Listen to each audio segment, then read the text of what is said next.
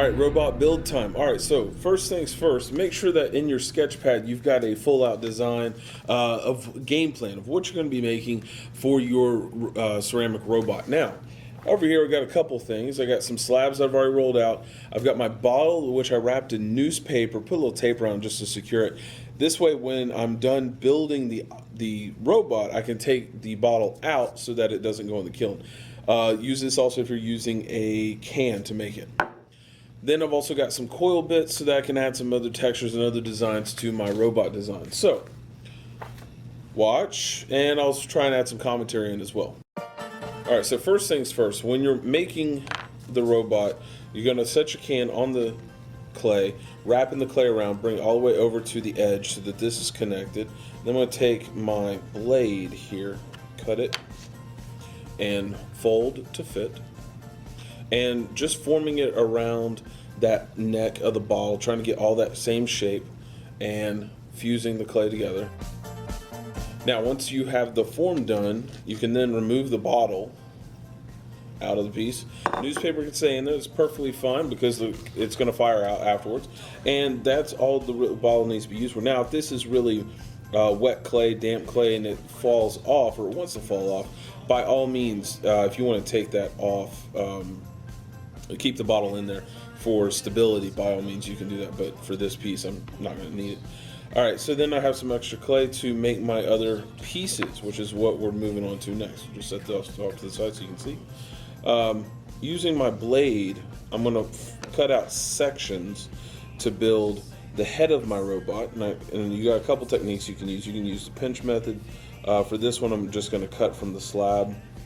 But what you want to be thinking about is, as you're cutting out these pieces, how you're going to add these pieces together to create the design that you want.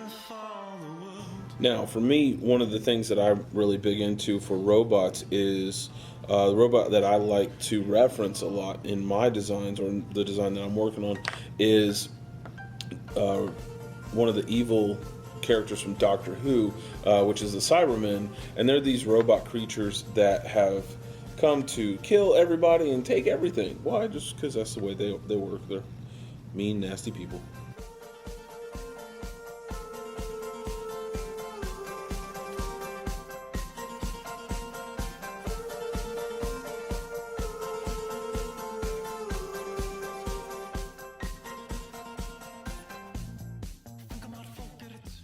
Now, as you notice, the paper I took out of the robot doesn't necessarily have to be in there. I mean, if it's in there for stability purposes, if you need it.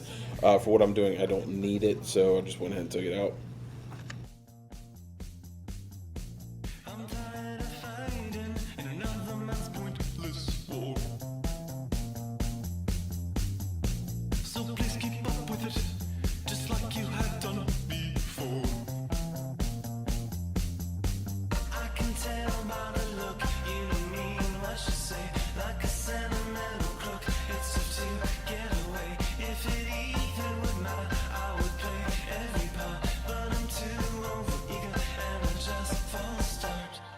Sister of pearl, I wouldn't change. You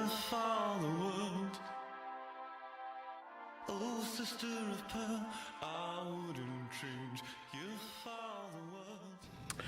Okay, so I got my robot started over here. Set it up on a banding wheel, which is what this thing's called. It's a little turntable so I can move my piece around and look at it from all sides. So I've started building the upper chest section, and I'm working on the leg component right now. How do I want to get the character to move? And I'm putting on these back plates here. So I got this nice progression of lines, so you can see how everything's kind of repeating. I got this rotating line around the base, I got some rotating lines around these sides, as well as a blocky head, to where I have all these kind of pieces that work together in conjunction with each other.